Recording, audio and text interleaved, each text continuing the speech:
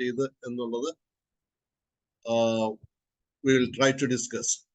We have already said that in 1889, July 12, the royal court verdict has come. അപ്പൊ അതിനെ തുടർന്ന് നവീകരണ പക്ഷത്തുണ്ടായിരുന്നവർക്ക് almost everything was lost. Kottayam സെമിനാരിയിൽ നിന്ന് അന്ന് മെത്രാപ്പൊലീത്തയായിരുന്ന തോമസ് മാർ അത്തനാസിയോസിനെ ആ വിധി വന്ന ദിവസം രാത്രി തന്നെ പുറത്താക്കി. വിധി വരുന്നതിന് മുൻപ് in 1888 Malankara Marthoma Syrian Christian evangelistic association was form. നമ്മൾ പറയുന്ന സുവിശേഷ സംഘം എന്ന് പറയുന്നത് 1888 ഒരു ഏകദേശ ധാരണയുണ്ട് ചിലപ്പോൾ കേസ് തോക്കാനുള്ള സാധ്യതയുണ്ട് എന്നുള്ളത് കൊണ്ട് തന്നെ അതിനുശേഷം എന്ത് എന്നുള്ളത് അതിനുവേണ്ടിയാണ് അന്ന് ഇവാഞ്ചലിസ്റ്റിക് അസോസിയേഷൻ തുടങ്ങുന്നത്. Anyway, last time we have said that in 1890 there was a meeting at Maraman, and this meeting of the Achans, they discussed the situation and then they try to give the identity of the church, to affirm the identity of the church. ഇതുവരെയുള്ള ചരിത്രം മുഴുവൻ ഉൾക്കൊള്ളിച്ചുകൊണ്ടുള്ള ഒരു പേര് വേണം എന്ന് അതിന് പറയുകയും, കാരണം ഇതൊരു പുതിയ സഭയല്ല, ആദ്യം മുതലുള്ള സഭയാണ് എന്നുള്ളത് അഫേം ചെയ്യത്തക്കുള്ള പേര് വേണം. അങ്ങനെയാണ് മലങ്കര മാർത്തോമ സുറിയാനി സഭ എന്ന പേര് സജസ്റ്റ് ചെയ്യും. കോട്ടയത്തുകാരനായ പാലത്തുങ്കലെ മത്തായി കത്തനാരാണ് അത് സജസ്റ്റ് ചെയ്യുന്നത്. പക്ഷെ അത് കഴിഞ്ഞുകൊണ്ട് അദ്ദേഹം പിറ്റേ ദിവസം ബാബ വന്ന് വിളിച്ചപ്പോൾ ആ കൂട്ടത്തിൽ അദ്ദേഹം പോവുകയും ചെയ്തു. എന്നാൽ പക്ഷെ ഈ പേര് വളരെ കാര്യമായി സജസ്റ്റ് ചെയ്തു. അപ്പൊ ഇതുവരെയുള്ള എല്ലാ ചരിത്രങ്ങളും ഉൾക്കൊള്ളുന്നതായ പേരാണ്. സോ ഇനിയും ഇത് കഴിഞ്ഞ ഉടനെ തന്നെ 1889 റോയൽ കോടതി വിധി കഴിഞ്ഞു. തോമസ് മാർ അത്തനേഷ്യസിനെ പുറത്താക്കി. അന്ന് രാത്രി അദ്ദേഹം വന്ന് താമസിച്ച സ്ഥലത്താണ് ഇപ്പോൾ കോട്ടയം മാർത്തോമ വൈദിക സെമിനാരി സ്ഥിതി ചെയ്യുന്നത്. അതുകൊണ്ടാണ് ആ സ്ഥലത്തോടൊരു വൈകാരികമായ ബന്ധം കൂടി ഉള്ളത്. അതുകൊണ്ടാണ്, കാരണം സഭയുടെ വളരെ നിർണായകമായ ഒരു സമയത്ത് ഉപയോഗിക്കപ്പെട്ട സ്ഥലം എന്നുള്ള നിലയിലാണ്. അത് പുകടിയിൽക്കാരുടെ സ്ഥലമായിരുന്നു. So that was belonging to the Pugadiil family, and in the later period this land was acquired by the church. അതേസമയം തന്നെ ആ സ്ഥലം കോട്ടയം കളക്ടറേറ്റിന് വേണ്ടി അത് അന്വേഷിക്കുന്നുണ്ടായിരുന്നു. എന്നാൽ താഴത്തച്ഛന്റെ ഇടപെടൽ കൊണ്ടാണ് അത് സഭയ്ക്ക് വേണ്ടി വാങ്ങുന്നത്. Anyway, in 1893 Thomas Mar Athanasius died without consecrating any successor, and in 1894 Alodhana Sabha at Niranam that selected his brother, that means the son of Abraham Alpan, his brother Titus, and then he was consecrated as Titus Marthoma by Joseph Mar Athanasius and Givergis Mar Kurilos of the Thodyur Church. Thodyur സഭയുമായിട്ട് വളരെ നല്ല ബന്ധം നിലനിർത്തിയിരുന്നത് കൊണ്ട് മലങ്കര സഭയിലെ പല സന്ദർഭങ്ങളിലും തോഴിയൂർ സഭയിൽ നിന്ന് മെത്രാപ്പൊലീത്തയാണ് ഇവിടെ മെത്രാപ്പൊലീത്തമാരെ വാഴിച്ചതും തിരിച്ചങ്ങോട്ടും ചെയ്തിട്ടുണ്ട്. 1898 തീത്തൂസ് രണ്ടാമനെ സഫർഗൻ മെത്രാപ്പൊലീത്തായി പുത്തങ്കാവ് പള്ളിയിൽ വെച്ച് വാഴിക്കുന്നുണ്ട്. അന്നാണ്, അതിനുശേഷമാണ് ആക്ച്വലി ബിഷപ്പുമാരെ പന്തലിൽ വാഴിക്കുന്ന പതിവ് തുടങ്ങുന്നത്. കാരണം അന്ന് അവിടെ വന്ന ആൾക്കാർക്ക് എല്ലാവർക്കും പള്ളിയിൽ കയറാനായിട്ട് പറ്റാതെ വന്നതുകൊണ്ടാണ് അതിനുശേഷം ഇങ്ങനെ പന്തലിട്ട് നമ്മൾ കോൺസെൻട്രേറ്റ് ചെയ്യുന്നതായ ആ ഒരു പതിവ് ആരംഭിക്കുന്നത്.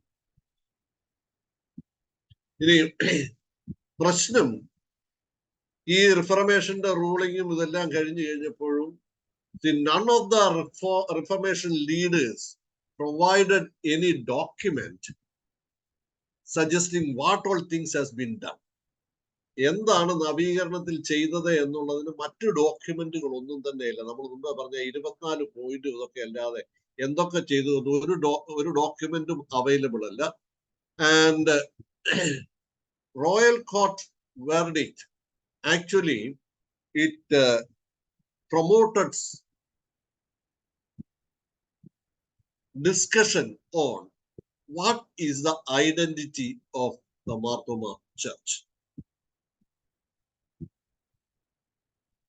അത് ഒരു സീരിയസ് ഡിസ്കഷൻ ആയി. കേസ് നടക്കുമ്പോൾ ഉണ്ടായത് നവീകരണത്തിന്റെ സമയത്ത് ഇല്ലാതിരുന്ന ഒരു വലിയ ഒരു ശക്തീകരണം ഈ കേസിനെ തുടർന്നുണ്ടാവുന്നുണ്ട്. കാരണം അതിശക്തമായ യാക്കോബായ വിരോധം ഈ കേസിനെ തുടർന്നാണ് ഉണ്ടായത്. നവീകരണത്തിന്റെ സമയത്ത് അതില്ല. കാരണം നവീകരണത്തിന്റെ പോക്കാഹളം വായിച്ചു നോക്കിയാൽ അത് തുടങ്ങുന്നത് തന്നെ സത്യമുള്ള യാക്കോബായ വിശ്വാസത്തിന് എതിരായി വന്നു ചേർന്നത് എന്ന് പറഞ്ഞു. അപ്പോൾ ആ കാലങ്ങളിൽ ഇല്ലാത്ത ഒരു സ്ട്രോങ് ആയിട്ടുള്ള anti Jacobite feeling that was developed during this court case. Anyway, അത് വളരെ ശക്തമായി രണ്ടു കൂട്ടരും യാക്കോബക്കാരെ മാർത്തോമക്കാരെയും മാർത്തോമക്കാരെ യാക്കോബക്കാരെയും നിശിതമായി വിമർശിക്കുന്നതായ ഒരു സാഹചര്യത്തിലേക്ക് പോയി. 1893 തൊട്ടുള്ള മലങ്കര ധാരകയും അതുപോലെ തന്നെ യാക്കോബക്കാരുടെ ഇടവക പത്രികയും വായിച്ചാൽ അതിന്റെ ആ ഒരു തീവ്രത നമുക്ക് മനസ്സിലാക്കാനായിട്ട് സാധിക്കും. അവസാനം ഇതൊരു വലിയ ഡിബേറ്റായി സഭയ്ക്കകത്ത് തന്നെ മാറുമ്പോൾ in 1924 a committee was constituted to bring out what all things has happened during the time of Reformation. എന്നാൽ അതിൻ്റെ അകത്ത് ആ കമ്മിറ്റി കോൺസ്റ്റിറ്റ്യൂട്ട് ചെയ്യുമ്പോൾ രണ്ട് വിഭാഗക്കാരുണ്ട്. ഒന്ന് ഇനിയും റിഫർമേഷൻ വേണമെന്ന് പറയുന്ന ആൾക്കാരും അല്ല മതി എന്ന് പറയുന്നത്. അപ്പൊ രണ്ട് വിഭാഗങ്ങൾ ഇവിടെ വന്നു. അതിന്റെ ഫലമായിട്ട് ഒരു രീതിയിൽ പറഞ്ഞാൽ ഈ രണ്ട് വിഭാഗങ്ങളിലുള്ള ആൾക്കാരെ ഉൾപ്പെടുത്തിക്കൊണ്ടാണ് കമ്മിറ്റി കോൺസ്റ്റിറ്റ്യൂട്ട് ചെയ്തത്. ആൻഡ് ദ ആലോചന സഭ has directed no majority decisions should be brought to the, but it should be unanimous. എന്നാൽ അത് അങ്ങനെ തന്നെ വരാനായിട്ടൊന്നും സാധിച്ചില്ല എന്നുള്ളത് നമ്മുടെ കോട്ടയം വൈദിക സെമിനാരിയിൽ ഇരിക്കുന്ന അതിന്റെ മിനിറ്റ്സ് കാണുമ്പോൾ നമുക്കറിയാം. ഞാനത് വായിച്ചിട്ടുണ്ട് എന്നുള്ളത് കൊണ്ടാണ് ഞാനത് പറയുന്നത്. അപ്പോൾ whatever may be 1927 ആലോചന സഭ, ആ ആലോചന സഭയിൽ എന്തൊക്കെയാണ് നവീകരണം നടന്നത് എന്നുള്ളതിന്റെ ഒരു ചെറിയ രൂപം അത് പാസ്സാക്കിയിട്ടുണ്ട്. That was in 1927 ആലോചന സഭ, and this ആലോചന സഭ was conducted with police protection. അപ്പൊ അങ്ങനെയുള്ള വളരെ തീവ്രമായ ഒരു സ്റ്റേജിലായിരുന്നു. അപ്പോൾ അവിടെ രണ്ട് ആചാരത്തിൽ വന്ന രണ്ട് മാറ്റങ്ങളും അല്ലാതെ വിശ്വാസത്തിൽ വന്നതായ 10 മാറ്റങ്ങളുമായിട്ടുള്ള ഒരു ചെറിയൊരു രേഖ അത് സഭ അംഗീകരിച്ചു എന്നും പറഞ്ഞ് തീത്തൂസ് തിരുമേനിയുടെ കൽപ്പനയുണ്ട്. And that became the reference point during the later period. ഇനി ആ ഡിബേറ്റ് നടക്കുന്നാൽ ഇതിന് കൂടുതൽ തീവ്രമായ ഒരു പ്രശ്നങ്ങളിലേക്ക് പോകുന്നത് in 1948 there was a decision to elect 3 more episcopas. 3 എപ്പിസ്കോപ്പമാരെ കൂടെ തെരഞ്ഞെടുക്കുന്നതിനുള്ളതായ ഒരു തീരുമാനം 1948 മണ്ഡലം. അപ്പോൾ അത് തീരുമാനമെടുത്ത് എപ്പിസ്കോപ്പൽ നോമിനേഷൻ ബോർഡ് ഉണ്ട്. നോമിനേഷൻ ബോർഡ് ആൾക്കാരെ സ്ക്രൂട്ടനൈസ് ചെയ്തു. എത്ര പേരെ വേണം, സാധാരണ നമ്മുടെ പതിവനുസരിച്ച് എത്ര പേരെ വേണോ അത്രയും പേരുടെ പേരാണ് മണ്ഡലത്തിൽ വരുന്നത്. അപ്പോൾ ഇവിടെ 5 പേരുടെ പേര് ഷോർട്ട് ലിസ്റ്റ് ചെയ്തു. 5 പേരെന്ന് പറഞ്ഞാൽ കുറേന്നൂർ MG ചാണ്ടി, പിൽക്കാലത്ത് അലക്സാണ്ടർ മാർത്തോമ എന്ന പേരിൽ അറിയപ്പെട്ടത്, കോട്ടയം P തോമസ്, പനമ്പുന്നയിൽ തോമസ് മാർ അത്തനേഷ്യസ് എന്ന പേരിൽ അറിയപ്പെട്ടത്, മൂന്നാമത്തത് എരുവേരൂർ ഫിലിപ്പ് ഉമ്മൻ, അതായത് ക്രിസ്തോസ് തിരുമേനി. എന്നാൽ അതിന്റെ കൂടെ 2 പേരുടെ പേരൂടെ വന്നു. ഒന്ന് ചെങ്ങന്നൂർ ജോൺ വർഗീസ്, അല്ലെങ്കിൽ നമ്മള് പാലക്കാട്ട് അച്ഛൻ എന്ന പേരിൽ അറിയപ്പെടുന്ന അദ്ദേഹം, പിന്നെ മാങ്ങാനം VM മാത്തൻ. അപ്പോൾ VM മാത്തൻ, ഇതിൽ 3 പേരുടെ പേര്, ആദ്യത്തെ 3 പേരുടെ പേര് നോമിനേഷൻ ബോർഡ് പുറത്ത് കൊണ്ടുവന്നു. അതിൽ മാങ്ങാനം VM മാത്യു അച്ഛൻ വളരെ ഗ്രേസ്ഫുൾ ആയിട്ട് അങ്ങ് മാറി. അതിനകത്ത് പിന്നെ ഒരു കാര്യത്തിലും അദ്ദേഹം ഇത് വന്നിട്ടില്ല. എന്നാൽ ഈ ജോൺ വർഗീസ് എന്ന് പറയുന്ന അച്ഛന്റെ അദ്ദേഹം KN ദാനിയേൽ സാറിന് വളരെ പ്രിയപ്പെട്ടയാളാണ്. KN ദാനിയേൽ സാർ ഈ സമയം സഭയിൽ വളരെ ശക്തനായ ആളാണ്. കാരണം വർഷങ്ങൾ സഭാതാരക അദ്ദേഹം ആയിരുന്നു എഡിറ്റർ. അപ്പോൾ ഈ കോൺട്രവേഴ്സി അങ്ങോട്ടും ഇങ്ങോട്ടും വന്നു. ഇതിന്റെ പേരിൽ കോൺട്രവേഴ്സി വന്നു. അപ്പോൾ ആദ്യത്തെ 3 പേരെ മെത്രാപ്പൊലിത്ത, അന്ന് യൂഹാനൻ മാർത്തോമയാണ്, മെത്രാപ്പൊലിത്തയുടെ ആളാണ് എന്ന രീതിയിൽ പ്രചാരണമുണ്ടായി. മറ്റേയാളെ ഒഴിവാക്കിയതിന്റെ പേരിൽ ആ ഗ്രൂപ്പിന്റെ കൂട്ടത്തിൽ KN ദാനിയേലും സംഘവും അദ്ദേഹം അതിനെതിരായിട്ട് അങ്ങനെ രൂപപ്പെട്ടതാണ് പഥ്യോപദേശ സമിതി എന്ന പേരിൽ ഒരു സംഘം രൂപപ്പെട്ടു. പഥ്യോപദേശ സമിതി എന്ന സംഘം രൂപപ്പെടുന്നത് അറ്റാക്ക് മുഴുവൻ യൂഹാനൻ തിരുമേനിക്കെതിരായിട്ട്.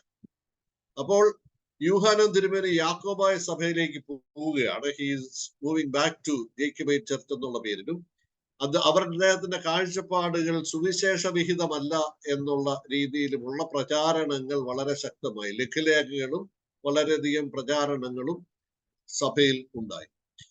അതിന്റെ ഒരു കൾമിനേഷൻ വരുന്നതാണ് യൂഹാനൻ തിരുമേനിക്കെതിരായിട്ട് കോടതിയിൽ കേസ് കൊടുത്തിട്ട് യൂഹാനൻ തിരുമേനിയെ സഭയ്ക്ക് ഇതരനായിട്ട് പ്രഖ്യാപിക്കണം. And he should not be allowed to enter any of the Marthoma parishes എന്ന പേരിൽ കോട്ടയം കോടതിയിൽ case.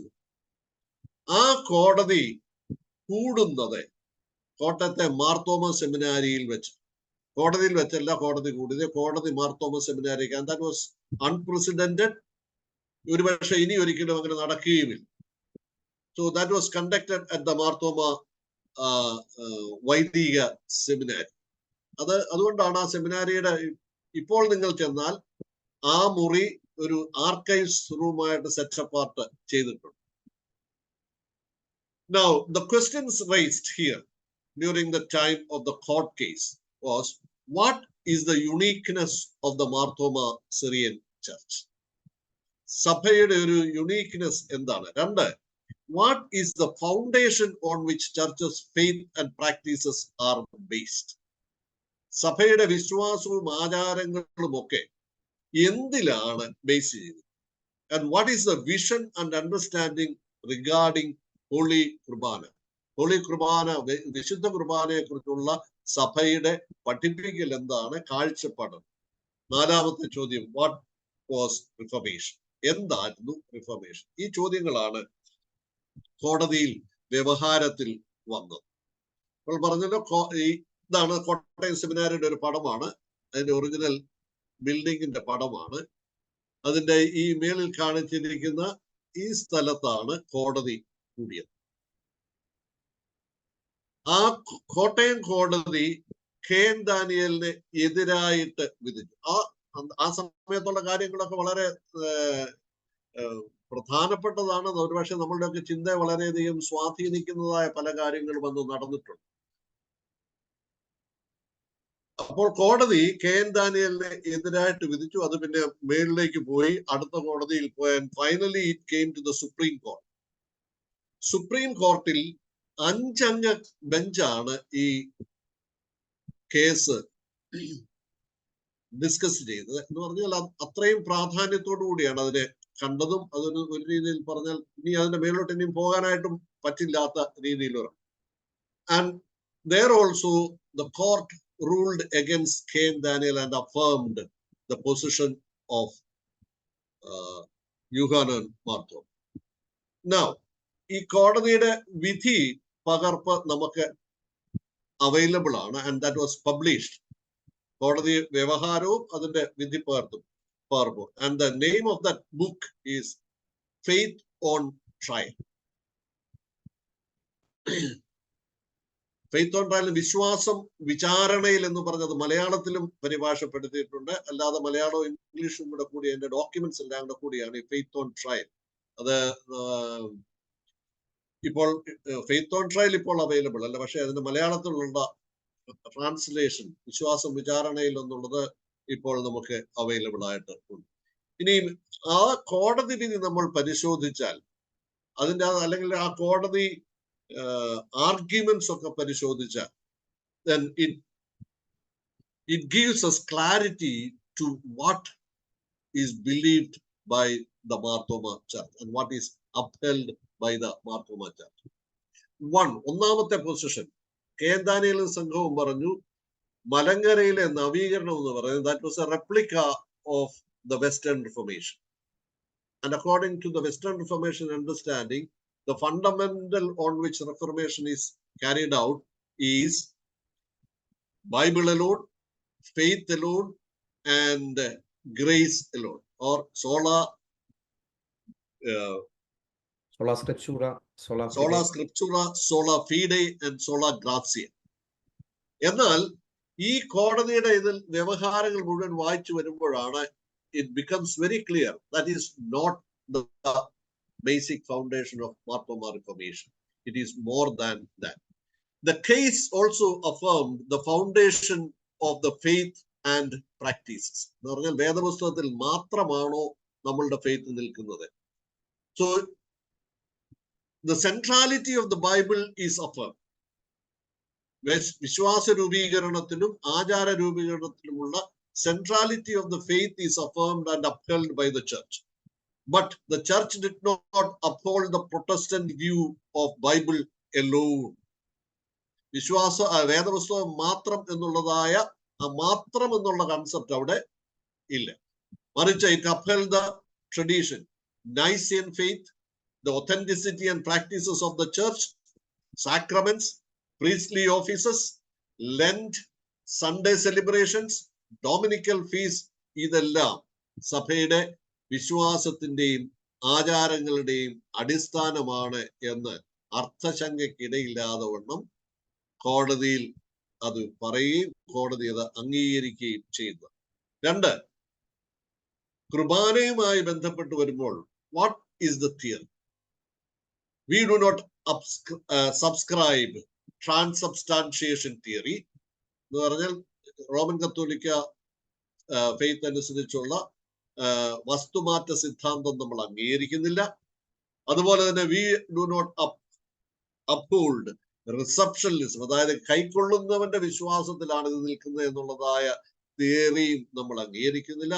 We do not subscribe to transubstantiation, receptionism, or consubstantiation or anything. But we uphold the Eastern Church's understanding of considering it as a mystery. രണ്ടാമത് അത് പറയും, കർത്താവ് പറഞ്ഞു ഇതെന്റെ ശരീരം, ഇതെന്റെ രക്തം. And we accept that. We do not go beyond that. അതിനപ്പുറത്തേക്ക് നമ്മൾ പോകുന്നില്ല. ഇതെങ്ങനെയായി എന്നുള്ളതിനെ കുറിച്ച് ഒരു ഡിബേറ്റിലേക്ക് സഭ പോകുന്നില്ല എന്നുള്ളത്. Then another thing which was affirmed in the court case and upheld by the court was we do not celebrate mass for dead. മരിച്ചവർക്ക് വേണ്ടിയുള്ള കുർബാന നമുക്ക് ഇല്ല. And we do not accept the doctrine of purgatory. അതായത് നമ്മൾ പറയും കുട്ടിസ്വർഗം എന്നൊക്കെ പറയുന്ന ബിസ്പ്രക്കാന എന്ന് പറയുന്ന അവിടെയാണ് ആത്മാവ് അവിടെ ആദ്യം കൊണ്ടുപോവുകയാണ്. അതിനുശേഷം അതിനെ ശുദ്ധീകരിച്ചതിന് ശേഷമാണ് പിന്നെ സ്വർഗത്തിലേക്ക് കൊണ്ടുപോകണേ. ആ തിയറി നമ്മൾ സ്വീകരിച്ചില്ല എന്നുള്ളത്. അതില്ലാത്തടത്തോളം കാലം there is no doctrine of indulgences. Roman കത്തോലിക്ക സഭയുടെ ഈ ഇതൊന്നും നമ്മൾ, അതുകൊണ്ടാണ് മാസ് ഫോർ ഡെഡ് ഇല്ല, ഡോക്ടർ ഓഫ് പർഗേറ്ററി ഇല്ല, ഡോക്ടർ ഓഫ് ഇൻഡൽജൻസസ് ഇല്ല. അത് കാരണം ഇതൊക്കെ മധ്യനൂറ്റാണ്ടുകളിൽ രൂപപ്പെട്ട, പണം ഉണ്ടാക്കാനായിട്ട് രൂപപ്പെട്ടതായ ഒരു ഡോക്ടറിനുകളാണ് എന്ന് ഉള്ളതാണ് വിശ്വസിക്കപ്പെട്ടിരിക്കുന്നത്. അതുപോലെ we do not consider, ഈ ഒരു ചോദ്യം ഉണ്ടായിരുന്നു, മരിച്ചവർക്ക് വേണ്ടി പ്രാർത്ഥിച്ചാൽ അത് വേദപുസ്തക വിരുദ്ധമാണ് എന്ന് പറയും. അപ്പോൾ കോടതിയിൽ പറഞ്ഞു we do not believe that it is contrary to the Bible. വേദപുസ്തകത്തിന് വിരുദ്ധമാണെന്നുള്ള വിശ്വാസം നമുക്കില്ല. കാരണം അതിൻ്റെ അകത്ത് തന്നെ അതിനെ സാധൂകരിക്കുന്നതായ പല ഭാഗങ്ങളുമുണ്ട്. But we do not conduct praying for the dead. എന്തുകൊണ്ട് എന്ന് ചോദിച്ചാൽ that will minimize the value of the present Christian life. ഇപ്പോഴുള്ള ക്രൈസ്തവ ജീവിതത്തിന്റെ അർത്ഥം നഷ്ടപ്പെടുത്താനും അതിന്റെ വാല്യൂ കുറയ്ക്കുവാനും അത് ചത്തതിന് ശേഷം മതിയല്ലോ എന്നുള്ള ഒരു കാഴ്ചപ്പാടിലേക്ക് പോകുവാനും സാധ്യതയുള്ളത് കൊണ്ട് we do not subscribe to that understanding. അത് മാത്രമല്ല, വേദപുസ്തകത്തിൽ പ്രാർത്ഥിക്കണമെന്ന് പറഞ്ഞിട്ടില്ല, പ്രാർത്ഥിക്കരുതെന്നും പറഞ്ഞിട്ടില്ല, പ്രാർത്ഥിക്കണമെന്നും പറഞ്ഞിട്ടില്ല. And also another question was raised. Qurbana എന്ന് പറയുന്നത് വെറും ഒരു സിമ്പൽ മാത്രമാണ്, അതിൻ്റെ അകത്ത് റിയൽ പ്രസൻസ് ഉണ്ടോ ഇല്ലയോ? അപ്പോൾ we do not consider Qurbana as a symbol alone, but we affirm Christ's presence. But we deny that the elements of the bread and wine has changed. That transubstantiation നടന്നു എന്ന് നമ്മൾ അങ്ങനെ പറയുന്നില്ല. മറിച്ച് കർത്താവിന്റെ സാന്നിധ്യം അതിലുണ്ട് എന്നുള്ളത്, സാന്നിധ്യം അനുഭവിച്ചറിയുന്നുണ്ട് എന്നുള്ളത് നമ്മൾ അത് എങ്ങനെ മാറിയെന്ന് ചോദിച്ചാൽ we will say that is a mystery. We do not know എങ്ങനെയാണ് എന്നുള്ളതിനെ കുറിച്ച് നമുക്ക്. Then അപ്പോൾ all together the church views Reformation as going back to the original, അല്ലെങ്കിൽ അപ്പസ്തോലികമായ ഫെയ്ത്തിലേക്ക്, ആദിമ സഭയുടെ ഫെയ്ത്തിലേക്കുള്ള ഒരു മടങ്ങിപ്പോട്ട്. അതുകൊണ്ടാണ് ഒരു 1927 വരെയുള്ള നിങ്ങൾ അതിനു മുമ്പുള്ള താരകയൊക്കെ വായിച്ചാൽ 1903 1910 വരെയൊക്കെയുള്ള താരക വായിച്ചാൽ അതിന്റെ അകത്ത് നവീകരണം എന്നുള്ള പേരധികം കാണില്ല. അവർ കൂടുതൽ ഉപയോഗിച്ചിരിക്കുന്നത് ശുചീകരണം എന്നുള്ള പേരാണ്, cleansing.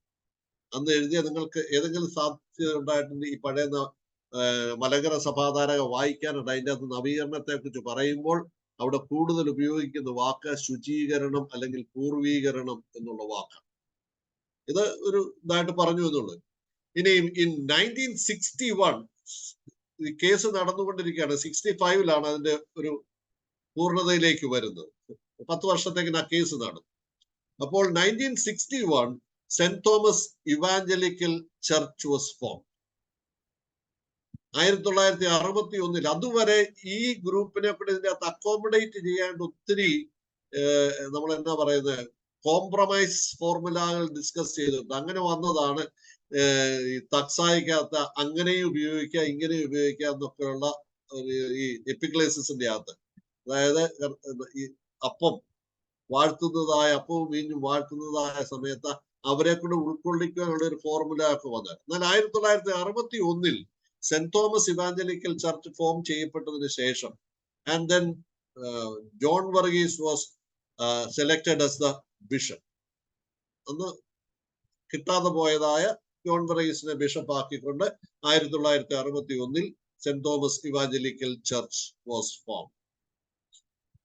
And with that, the Metropolitan then gave a circular. ഇനി ഇപ്പോൾ ഈ അക്കോമഡേറ്റിംഗ് ഫോർമുലയ്ക്ക് വലിയ പ്രസക്തി.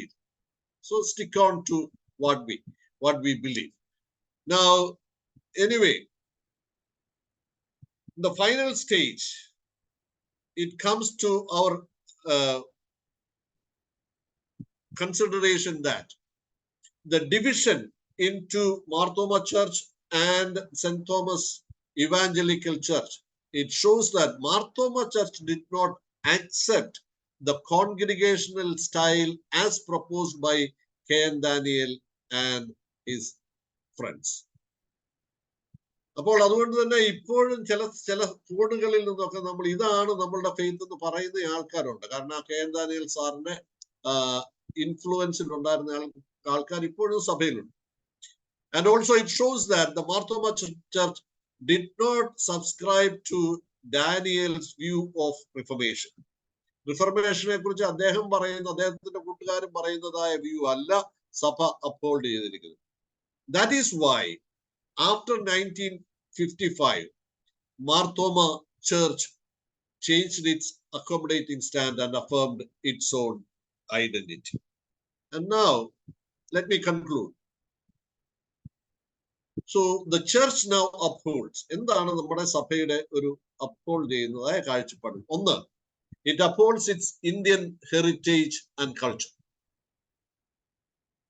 മാർത്തോമ സഭയിൽ ഒത്തിരി കാര്യങ്ങൾ ഭാരതീയ, അത് കാരണം അത് രൂപപ്പെട്ടതായ സാഹചര്യത്തിന്റെ വെളിച്ചത്തിൽ ആ കൾച്ചറിന്റെയും ഒരു എലമെന്റ് അപ്ഹോൾഡ് ചെയ്യുന്നു. രണ്ട്, it upholds the Eastern nature. പൗരസ്ത്യ സഭകളുടെ, അതുകൊണ്ട് ഇതൊരു പ്രൊട്ടസ്റ്റന്റ് സഭയോ ഒരു പാശ്ചാത്യ സഭയോ അല്ല, മറിച്ച് this is an eastern church. നമ്മൾ തുടക്കത്തിൽ പറഞ്ഞു it's an oriental church. 3, it upholds the Syriac liturgical and theological tradition. നമ്മളുടെ വേദശാസ്ത്രവും നമ്മളുടെ ആരാധന ശാസ്ത്രവുമെല്ലാം സുറിയാനി പാരമ്പര്യത്തിന്റെ അല്ലെങ്കിൽ സുറിയാനി ദൈവശാസ്ത്രവുമായിട്ട് ചേർന്ന് നിൽക്കുന്നത് ആണ്. Then it is a scripture centered understanding. വേദപുസ്തകം കേന്ദ്രീകൃതമായതാണ്. അത് സുറിയാനി സഭയുടെ ചിന്തയും അങ്ങനെയാണ്. അത് ഏറ്റവും കൂടുതൽ വേദപുസ്തകം ഉപയോഗിക്കുന്ന സഭകളിൽ ഒന്ന് സുറിയാനി സഭകളാണ്. അതിന്റെ സെൻട്രാലിറ്റിയാണ്. The liturgy and practices are highly biblical. നിങ്ങൾ നമ്മളുടെ ആരാധനാ ക്രമം എടുത്തതൊന്ന് പരിശോധിച്ചാൽ almost 90% of the sentences itself comes from directly from Bible or from biblical base. വേദപുസ്തകത്തിൽ നിന്നോ വേദപുസ്തകത്തിന്റെ base ചെയ്തിരിക്കുന്നതായാണ്. I'm not sure whether I have said about this. നമ്മളുടെ വിശുദ്ധ കുർബാനയുടെ ആദ്യത്തെ എഖ്ബോ പ്രാർത്ഥന മാത്രം എടുത്താൽ മതി. മറിയാമിൽ നിന്ന് ജഡം ധരിക്കുകയും യോഹന്നാനോട് മാമോദീസ കൈക്കൊള്ളുകയും ചെയ്ത ഞങ്ങളുടെ കർത്താവ് യേശു മിശിഹായെ ഞങ്ങളുടെ മേൽ അനുഗ്രഹം ചെയ്യണം. ഒറ്റ സെന്റൻസുകൾ. But it covers more than 21 biblical passages. 21 വേദപുസ്തക ഭാഗങ്ങൾ ഒരുമിച്ച് കൂട്ടിച്ചേർത്തിരിക്കുന്നതാണ് അത്. And that's the way in which the liturgy is formed. It's a highly biblical. Then the integrity between worship and scripture. അതാണ് ഇപ്പൊ ഞാൻ പറഞ്ഞത്. വേദപുസ്തകവും ആരാധനയും തമ്മിലുള്ളതായ ആ വളരെ ഇഴുകിയ ഫോം. നേരത്തെ പറഞ്ഞു, റിഫർമേഷൻ സമയത്ത് പറഞ്ഞു, നമ്മളുടെ ഒരു ആരാധനയുടെ പാറ്റേൺ അനുസരിച്ച് before every holy communion 4 biblical passages should be read, and that has to be explained, and then only you can move into the holy Qurbana. This is not a new pattern. This is an old one. Other affirm the integrity between worship and scripture. Then the setting of the liturgy of the word. Liturgy of the word ആ രീതിയിലാണ് set ചെയ്തിരിക്കുന്നത്. And then it insists on expounding the word in the liturgical service. Convention പ്രസംഗത്തെ കുറിച്ചല്ല സത്യത്തിൽ നവീകരണക്കാർ പറഞ്ഞത്. നവീകരണക്കാർ പറഞ്ഞത് ആരാധനയുടെ മധ്യത്തിൽ നടത്തുന്ന പ്രസംഗത്തെ കുറിച്ച്. കാരണം ഓരോ ആരാധനയും കണ്ടംപറേനിയസ് ആക്കുന്നത്. Every worship in a way is a repetition, but every worship is made contemporaneous through the reading of the scripture and the expounding of it. അപ്പൊ ഓരോ ആരാധനയിലും വേദപുസ്തകം വായിച്ച്, കാരണം in every service biblical portions are read in connection with the theme of that day's service. ഇന്ന് പ്രകൃതി സൗഹൃദ ദിനമായി വേർതിരിച്ചിരിക്കുകയാണെങ്കിൽ പ്രകൃതിയെ ദൈവം എങ്ങനെ പരിപാലിക്കുന്നു എന്നുള്ള വേദഭാഗങ്ങളാണ് ഒന്ന് വായിക്കുന്നത്. അപ്പൊ അതിന്റെ വെളിച്ചത്തിൽ പ്രസംഗം നടത്തി പ്രകൃതിയെ നമ്മൾ എങ്ങനെ കൈകാര്യം ചെയ്യണം എന്നുള്ളത് പഠിപ്പിക്കുകയാണ്. And through that, this day's worship is made contemporaneously relevant. അപ്പോൾ അത് നമ്മളുടെ ഒരു വളരെ വലിയ ശക്തീകരണമാണ്. Then the ecumenical spirit, modern ecumenismത്തിന് അതും it's not a new one, it was an old one. നമുക്കിവിടെ പേർഷ്യൻ സഭകളുമായിട്ടുള്ള ബന്ധങ്ങൾ നൂറ്റാണ്ടുകളുടെ ബന്ധങ്ങളാണ്. ആ ബന്ധങ്ങളുമൊക്കെ നമ്മുടെ എക്യുമെനിക്കൽ സ്പിരിറ്റിനെ ഊട്ടി ഉറപ്പിക്കുവാനായിട്ട് വളരെ സഹായിച്ചാണ്. From the time onwards of the formation of the WCC, Marthoma Church is a part of that. WCCയുടെ ഫോർമേഷന്റെ കാലം മുതൽ തന്നെ മാർത്തോമ സഭ അതിന്റെ ഭാഗമാണ്. Then the mission commitment to mission. അതും സഭയുടെ ജീവനാഡിയാണ്. കാരണം ഇന്ന് ഭാരതത്തിന്റെ പല സ്ഥാനങ്ങളിൽ, അവിടെ അമേരിക്കയിൽ നിങ്ങൾക്കറിയാം, നമുക്കറിയാമല്ലോ, മെക്സിക്കോ മിഷനും ഒക്കെ അതിന്റെ ഒരു ഭാഗമായി ഡെവലപ്പ് ചെയ്തു വരുന്നതാണ് നമ്മുടെ മിഷൻ കമ്മിറ്റ്മെന്റിന്റെ ഭാഗമായി. And overall this is not an exclusive church, this is an inclusive one. It accepts anyone. അതുകൊണ്ട് ആദ്യമേ ഓർക്കണം, തുടക്കത്തിൽ പറഞ്ഞു സുറിയാനി എന്ന് പറയുന്ന ഒരു ജാതി വ്യവസ്ഥയല്ല, it's a liturgical theological and hermeneutical tradition. അതുകൊണ്ട് തന്നെ അതിൻ്റെ അകത്ത് ആരെയും സ്വീകരിക്കുന്നതാണ്. പണ്ട് തൊട്ടേ എങ്ങനെയാണ്? 4-ാം നൂറ്റാണ്ടിൽ ഹൈബ്രിഡ് കമ്മ്യൂണിറ്റിയായി, 1-ാം നൂറ്റാണ്ടിൽ മാർത്തോമായുടെ സമയത്ത് ബ്രാഹ്മണര് മാത്രമല്ല പല വിഭാഗങ്ങളിൽ നിന്നുള്ളവർ അതിൻ്റെ അകത്ത് ഒന്നു ചേർന്നു. So it's an inclusive community. So this is the nature of the Marthoma Church. And with that, let me finish the class. Thank you for listening. Thank for being with me. And also I thank Achan and the office bearers for giving me a chance